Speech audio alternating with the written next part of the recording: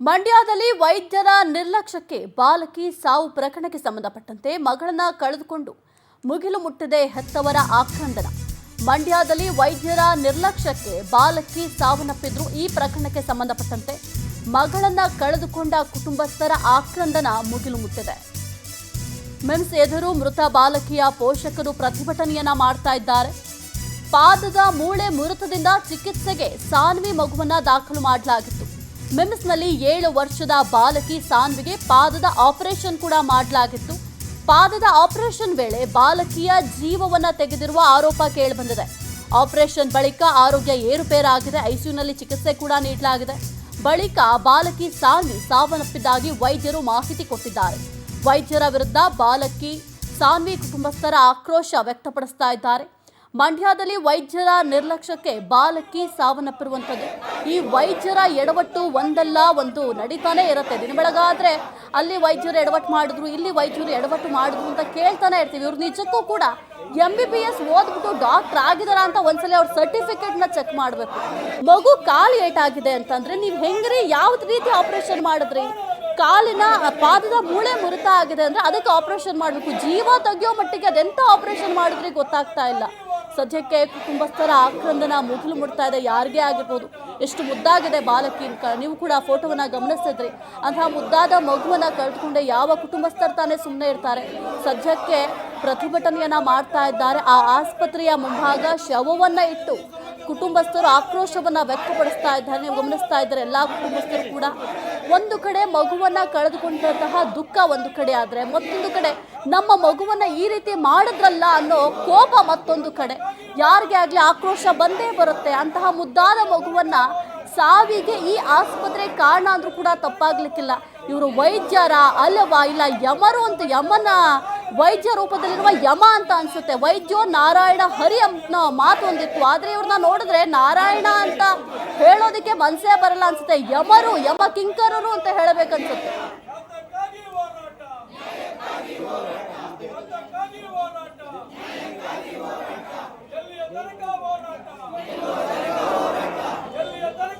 ಕುರಿತು ಹೆಚ್ಚಿನ ಮಾಹಿತಿ ನೀಡ್ತಾರೆ ನಮ್ಮ ಪ್ರತಿನಿಧಿ ಬಾಲಕೃಷ್ಣ. ಸದ್ಯದ ಅಲ್ಲಿನ ಪರಿಸ್ಥಿತಿ ಯಾವ ರೀತಿ ಇದೆ?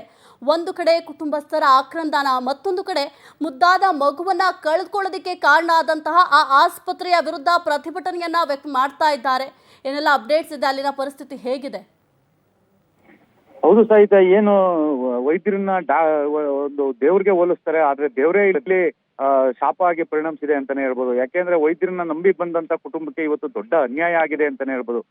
ಒಂದು ಕಾಲ ಆಪರೇಷನ್ ಮಾಡಿ ಒಂದು ಮಗು ಜೀವನ ಹಾಳು ಮಾಡಿದ್ದಾರೆ, ಒಂದು ಜೀವನ ತೆಗ್ದಿದ್ದಾರೆ ಅಂತಾನೆ ಹೇಳ್ಬೋದು. ಕಾಲ ಆಪರೇಷನ್ಗೂ ಅಂಗಾಂಗ ವೈಫಲ್ಯಕ್ಕೂ ಕಾರಣ ಏನು ಅನ್ನೋದು ಕೂಡ ಎಲ್ಲರಲ್ಲೂ ಒಂದು ನಿಗೂಢವಾದ ಒಂದು ಪ್ರಶ್ನೆ ಕೂಡ ಆಗಿರುವಂತದ್ದು.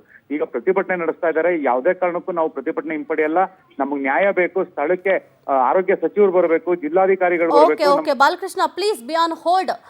ಇನ್ನು ಸಾನ್ವಿಯ ತಂದೆ ನಿಂಗರಾಜ್ ಅವರು ದೂರವಾಣಿ ಸಂಪರ್ಕದಲ್ಲಿದ್ದಾರೆ. ಸರ್ ನಮಸ್ಕಾರ. ನಿಜಕ್ಕೂ ಕೂಡ ಬಹಳ ಬೇಸರ ಆಗ್ತಾ ಇದೆ. ಇಂತಹ ಸಂದರ್ಭದಲ್ಲಿ ನಿಮ್ಮನ್ನ ಮಾತನಾಡಿಸೋದಕ್ಕೆ ದಯವಿಟ್ಟು ಸ್ವಲ್ಪ ಸಮಾಧಾನ ಮಾಡ್ಕೊಳ್ಳಿ. ಬಹಳ ದುಃಖಕರ ಸಂಗತಿ. ಏನಾಗಿತ್ತು ಸರ್ ಮಗುಗೆ?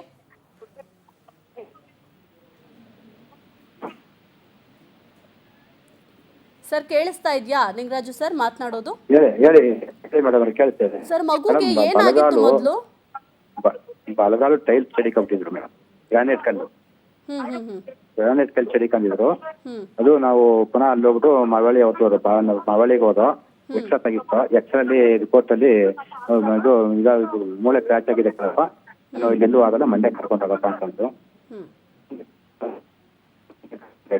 ಮಂಡ್ಯ ಡಾಕ್ಟರ್ ತೋರ್ದು ಇಲ್ಲಿ ಆ ಡಾಕ್ಟರ್ ತೋರ್ಬಿಟ್ಟು ಮೂಳೆ ಡಾಕ್ಟರ್ ಇನ್ನೊಂದು ಎಕ್ಸ್ರಾ ಮಾಡಿತ್ತು. ಅದ್ ನೋಡ್ಬಿಟ್ಟು ನಿನ್ನೆ ಸಡನ್ಲಿ ಆಪರೇಷನ್ ಮಾಡ್ಬೇಕನ್ನಪ್ಪ, ಇವತ್ತೇ ಮಾಡ್ತೀವಿ, ನೀನ್ ಅಡ್ಮಿಷನ್ ಆಗ್ಬೇಕನ್ನಪ್ಪ, ಲ್ಯಾಬ್ ಟೆಸ್ಟ್ಗಳೆಲ್ಲ ಮಾಡ್ಕೊಟ್ಟಪ್ಪ, ಬ್ಲಡ್ ಚೆಕಪ್ ಎಲ್ಲ ಪ್ರತಿ ಲ್ಯಾಬ್ಗಳನ್ನು ಮಾಡ್ಕೊಳ್ಳೇಬೇಕು ಅಂತಂದ್ರು. ಆಯ್ತು ಮಾಡ್ಕೊತೀವಿ, ಇವತ್ತೇ ಮಾಡ್ಬೇಕಾದ್ರೆ ಇವತ್ತೇ ಮಾಡ್ಬೇಕು. ಸಾಯಂಕಾಲ 8:15 ನಾವು ಆಪರೇಟ್ ಥಿಯೇಟರ್ಗೆ ಹೋದ, ಎಲ್ಲ ರೆಡಿಯಾಗಿ ಆಪರೇಟ್ ಥಿಯೇಟರ್ಗೆ ಹೋಗಿ 10:30 10:15 ನಮ್ಗೆ ವಾಪಸ್ ಮುಗ ಕೊಟ್ರು. ಮಗು ಆಗ ಆಕ್ಟಿವ್ ಆಗಿ ಇತ್ತು. ಆಗ್ಲೂ ಪುನಃ ಒಂದು ಇದು ವಾರ್ಡ್ ಬಂದಾಗಲೂ ಆಕ್ಟಿವ್ ಆಗಿತ್ತು. ಪುನಃ ಆಮೇಲೆ ನಿದ್ರೆಯಲ್ಲಿ ಜಾರ್ತು. ನಿದ್ರೆ ಜಾರ ಆದ್ಮೇಲೆ ಪುನಃ 6:30 7 ನಾವು ಮೈಸೂರಿ ಮಗ ಎಳಿಸ್ತೋ. ಮಗ ಎಬ್ಬರಿಸಿ ಸ್ವಲ್ಪ ಗಂಜಿ ಕೊಟ್ಟು, ಗಂಜಿ ಕುಡಿದಾಗ ವಾಮಿಂಟ್ ಆಯ್ತು. ಪುನಃ ಅದ್ರ ಬಗ್ಗೆ ಯಾರು ಕೇರ್ ತಗೊಂಡಿಲ್ಲ. ವಾಮಿಂಟ್ ಆಯ್ತು, ರಿಯಾಕ್ಟ್ ಆಗುತ್ತೆ, ಇರಪ್ಪ ಸ್ವಲ್ಪ ಹೊರಗುತ್ತೆ ಅಂತಂದ್ರು. ಆಮೇಲೆ ಪುನಃ ರಿಟರ್ನ್ ಬಂದ್ರು. ಪುನಃ ಮಧ್ಯಾಹ್ನ ನಮ್ಮ ಮನೆಯವರಿಂದ ಬಂದು ಸ್ವಲ್ಪ ರೈಸ್ ಅನ್ನ ತಿನ್ಸೋರು, ಅದು ಗಟ್ಟಿ ಪದಾರ್ಥ ಕೊಡಂದಿದ್ರು, ಅದು ತಿನ್ಸೋರು, ಅದಕ್ಕೂ ಅಲೋ ಮಾಡಿಲ್ಲ ಅವರು. ಅದಾದ್ಮೇಲೆ ಪುನಃ ಬಂದು ನಾವು ಮಂಡ್ಯ ನೈಟು ಡಾಕ್ಟರ್ಗಳಿಗೆ ಟ್ರೈನಿ ಡಾಕ್ಟರ್ ಜಗಳ ಮಾಡಿದಾಗ ಆಗ ಅಲ್ಲಿಗೆ ಹೋಮ ನಡೆಯಪ್ಪ ಆಗುವಾಗ್ತದೆ ಹೆಣ್ಮಕ್ಳು ಹೊಟ್ಟಿಗೆ ಮಕ್ಳು ಹೊಟ್ಟಿಗೆ ಶಿಫ್ಟಿಗೆ ಆಗುವಂದ್ರು. ಶಿಫ್ಟಿಗೆ ಅಲ್ಲಿಗೆ ಹೋದಾಗ ಅಡ್ಮಿಟ್ ಮಾಡ್ಕೊಂಡಾಗ ಯಾರು ನಮ್ಮ ಸೀನಿಯರ್ ಡಾಕ್ಟರ್ಗಳು ಇಲ್ಲಕ್ಕೆ ಇಲ್ಲ, ಎಲ್ಲ ಟ್ರೈನಿ ಡಾಕ್ಟರ್ಗಳೇ ಇರುತ್ತಿದ್ದು. ಅಲ್ಲಿ ಬಂದು ನಿರ್ಲಕ್ಷ್ಯದಿಂದ ನಮ್ಗೆ ಮಗು ತೀರ್ತವ್ರೆ. ಒಂದು ಗ್ಲೂಕೋಸ್ ಕೊಟ್ಟು ಮಗುಗೆ ಒಂದು ಟ್ಯೂಬ್ ಕೊಟ್ಟು ಒಂದು 15 ನಿಮಿಷದಲ್ಲಿ ಮಗು ಎದ್ದಿದ್ದು ಕುಣಿಕ್ ಶುರುವಾಯ್ತು. ಕುಣಿದಾದ್ಮೇಲೆ ಒಂದು 5 ನಿಮಿಷಕ್ಕೆ ಮಗು ಕೋಮಾ ಸ್ಥಿತಿಗೆ ಹೋಯ್ತು. ಸರ್, ಇದು ಕಾಲಿಗೆ ಆಪರೇಷನ್ ಮಾಡಿದ್ದು ಮಗುಗೆ, ಆದ್ರೆ ಏನಾಯ್ತು ಮುಂದೆ ಅಂತ? ಕಾಲಿಗೆ ಆಪರೇಷನ್ ಮಾಡೋದಕ್ಕೂ ಮಗು ಪ್ರಾಣ ಹೋಗೋದಕ್ಕೂ ಏನು ಸಂಬಂಧ? ಡಾಕ್ಟರ್ ಏನ್ ಚಿಕಿತ್ಸೆ ಕೊಟ್ಟಿದ್ರು? ಈಗ ಅದೇ ಹೇಳಿದ್ರಲ್ಲ, ಕಾಲೇ ಆಪರೇಷನ್ ಆಗಿದ್ದು ಓಕೆ.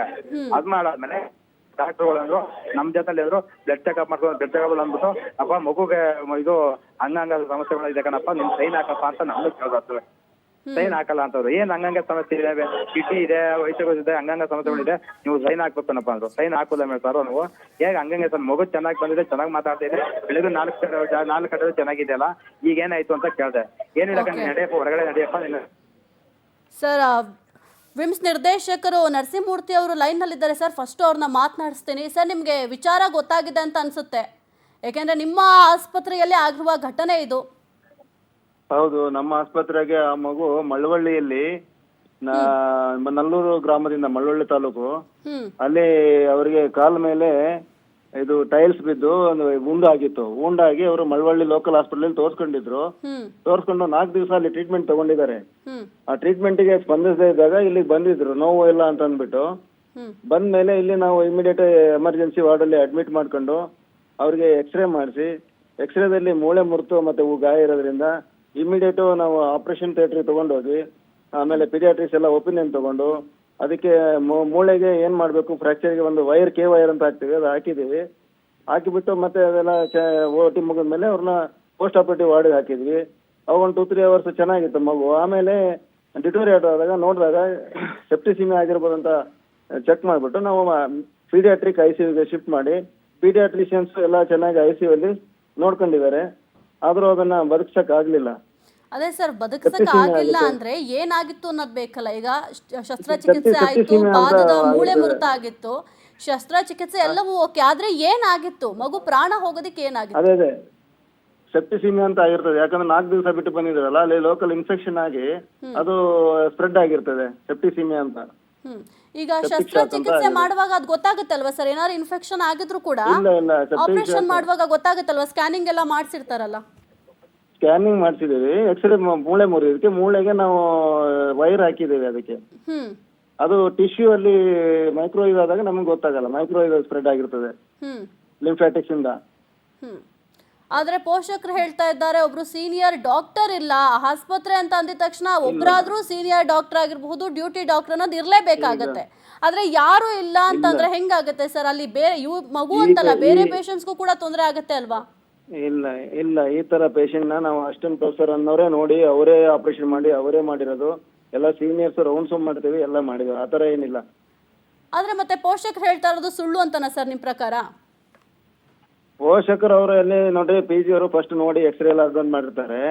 ಅವಾಗ ಅಲ್ಲಿ ಅಸಿಸ್ಟೆಂಟ್ ಪ್ರೊಫೆಸರ್ ಇರ್ತಾರೆ, ಆಪರೇಷನ್ ಮಾಡೋರು ಅಸಿಸ್ಟೆಂಟ್ ಪ್ರೊಫೆಸರ್ ನಿತಿನ್ ಅನ್ನೋರು ಮಾಡಿದ್ದಾರೆ ಡಾಕ್ಟರ್. ಆಮೇಲೆ ನಾವು ಪೀಡಿಯಾಟ್ರಿಕ್ HOD ಅವರೆಲ್ಲ ನೋಡಿ ಅದನ್ನ ಸ್ಪಂದಿಸಿ ಟ್ರೀಟ್ಮೆಂಟ್ ಮಾಡಿದ್ದಾರೆ. ಡಾಕ್ಟರ್ ಕೀರ್ತಿ ಅಂತ NICU ಸ್ಪೆಷಲಿಸ್ಟ್, ಅವರು ಇಂಟೆನ್ಸಿವ್ ಕೇರ್ ಅಲ್ಲಿ ಅವರೇ ನೋಡಿ ಅವರೇನು ಟ್ರೀಟ್ಮೆಂಟ್ ಕೂಡ ಕೊಟ್ಟಿದ್ದಾರೆ. ಸರ್ ಆಯ್ತು, ಈಗ ಇನ್ಫೆಕ್ಷನ್ ಆಗಿದೆ ಅಂತ ನೀವು ಹೇಳ್ತಾ ಇದ್ರಿ. ಈಗ ಬೇರೆ ಕಡೆ 3-4 ದಿನ ತೋರಿಸಿದ್ದಾರೆ, ಆಮೇಲೆ ಇಲ್ಲಿ ತೋರಿಸಿದ್ರು ಇನ್ಫೆಕ್ಷನ್ ಆಗಿತ್ತು ಅಂತೆಲ್ಲ ಹೇಳಿದ್ರಿ. ಇನ್ಫೆಕ್ಷನ್ ಆದ್ರೆ ಪ್ರಾಣಕ್ಕೆ ಕುತ್ತು ಬರುತ್ತಾ ಅಂತ? ಯಾಕಂದ್ರೆ ಜನಸಾಮಾನ್ಯರಿಗೂ ಕೂಡ ಕಾಡುತ್ತೆ. ಯಾಕಂದ್ರೆ ಕಾಲಲ್ಲಿ ಇನ್ಫೆಕ್ಷನ್ ಆದ್ರೆ ಪ್ರಾಣಕ್ಕೆ ಯಾವ ರೀತಿ ಸಮಸ್ಯೆ ಆಗುತ್ತೆ? ಅದು ನೋಡ್ರಿ, ಸೆಪ್ಟಿಸಿಮಿಯಾ ಅಂದ್ರೆ ಒಂದು ಲೋಕಲ್ ಫೋಕಲ್ ಇನ್ಫೆಕ್ಷನ್, ಅದು ಬಾಡಿಗೆ ಸ್ಪ್ರೆಡ್ ಆದಾಗ ಸೆಪ್ಟಿಸಿಮಿಯಾ, ಸೆಪ್ಟಿಕ್ ಶಾಕ್ ಆಗುತ್ತೆ.